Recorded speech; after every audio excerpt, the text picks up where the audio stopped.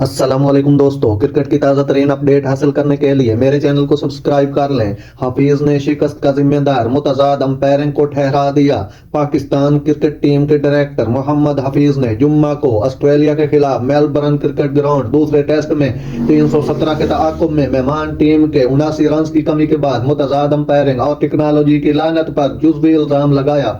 حفیظ نے میچ کے بعد ایک پریس سے خطاب کیا اور بالکل بھی پیچھے نہیں ہٹے کیونکہ انہوں نے امپائروں کے متضاد فیصلوں کو آؤٹ کیا جنہوں نے میلبورن میں پاکستان کی شکست کے دوران اپنا کردار ادا کیا تھا۔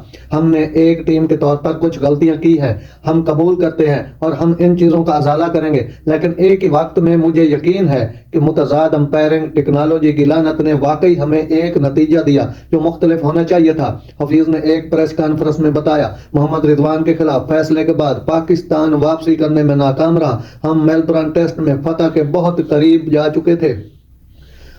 پوری امید ہے کہ پاکستان سڈنی ٹیسٹ جیت سکتا ہے۔ انہوں نے بابر اعظم کو بھی مخاطب کیا جو ریڈ بال کرکٹ میں بڑا سکور کرنے میں ناکام رہے ہیں کیونکہ 29 سالہ کھلاڑی نے سال 2023 کا اختتام ایک بھی نصف سینچری سکور کیے بغیر کیا۔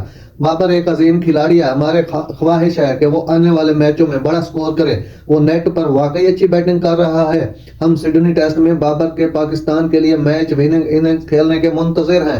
واضح ہے کہ حفیظ کا یہ تبصرہ پاکستان کے محمد رضوان کے متنازع آؤٹ ہونے کے بعد آیا۔ آؤٹ ہونے کا وقت بہت اہم تھا کیونکہ مہمان ٹیم 317 رنز کا تعاقب کے دوران آرام سے بیٹنگ کر رہے تھے۔ ناظرین، ایسی بر وقت خبریں سننے کے لیے میرے چینل کو سبسکرائب کر لیں۔ اللہ حافظ۔